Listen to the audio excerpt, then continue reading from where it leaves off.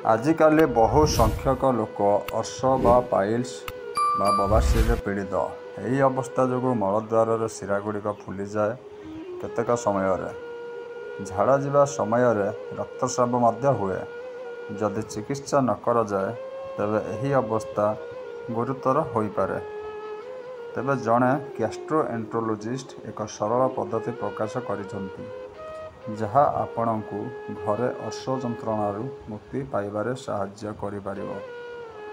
Doctor ୱେଣ୍ଡଙ୍କ 5 ମିନିଟର ସରଳ ପଦ୍ଧତି। ଷ୍ଟାନଫୋର୍ଡ ଏବଂ ୟୁସିଏଲଏ ପ୍ରଶିକ୍ଷିତ ଗ୍ୟାଷ୍ଟ୍ରୋଏଣ୍ଟରୋଲୋଜିଷ୍ଟ ଡକ୍ଟର ୱେଣ୍ଡ ସୋସିଆଲ ମିଡ଼ିଆରେ ଇନଷ୍ଟାଗ୍ରାମରେ ଏକ ପୋଷ୍ଟ ସେୟାର କରିଛନ୍ତି ଯେଉଁଥିରେ ସେ ବ୍ୟାଖ୍ୟା କରିଛନ୍ତି ଯେ ଅର୍ଶ ଯନ୍ତ୍ରଣା ସମୟରେ କିଛି ମିନିଟ ପାଇଁ ଆପଣଙ୍କ ଗୋଡ଼କୁ ଉପରକୁ ଉଠାଇବା ଅତ୍ୟନ୍ତ ଲାଭଦାୟକ ହୋଇପାରେ। ତାଙ୍କ ଭିଡିଓରେ ସେ ନିଜକୁ ଏକ ସୋଫାରେ ତାଙ୍କ ଗୋଡ଼କୁ କାନ୍ଥ ସହିତ ରଖି ଶୋଇଥିବାର ଦେଖାଇଛନ୍ତି।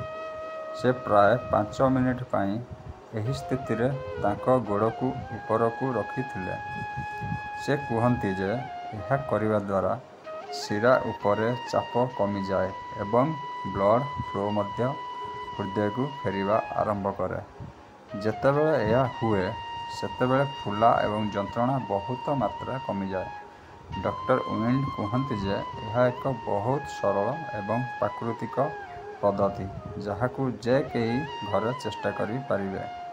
ଏଥିପାଇଁ କୌଣସି ଔଷଧ କିମ୍ବା ଉପକରଣ ଆବଶ୍ୟକ ନାହିଁ। ଆପଣଙ୍କୁ କେବଳ ଏକ କାନ୍ଥ ଏବଂ କିଛି ସମୟ ଆବଶ୍ୟକ। ଏହି 5 ମିନିଟ ପଦ୍ଧତି ଆରାମ ହେବାରେ ସାହାଯ୍ୟ କରିପାରେ। କିନ୍ତୁ ଯଦି ଯନ୍ତ୍ରଣା ଲାଗି ରହେ ରକ୍ତସ୍ରାବ ହୁଏ କିମ୍ବା ଫୁଲା ବୃଦ୍ଧି ପାଏ ତେବେ ଡାକ୍ତରଙ୍କ ସହିତ ପରାମର୍ଶ କରିବା ଗୁରୁତ୍ୱପୂର୍ଣ୍ଣ। ପାଣି ପିଇ ରଖନ୍ତୁ ଏବଂ ଦୀର୍ଘ ସମୟ ଧରି ବସି ରହିବାରୁ ବଞ୍ଚନ୍ତୁ। ଏହା ସହିତ ଆପଣଙ୍କ ଖାଦ୍ୟରେ ଫାଇବରଯୁକ୍ତ ଖାଦ୍ୟ ସାମିଲ କରନ୍ତୁ। ଯଦି ଆପଣ ଅର୍ଶର ପ୍ରାରମ୍ଭିକ ଲକ୍ଷଣ ଅନୁଭବ କରୁଛନ୍ତି ତେବେ ଆପଣ ଏହି ସରଳ ପ୍ରତିକାର ଚେଷ୍ଟା କରିପାରିବେ।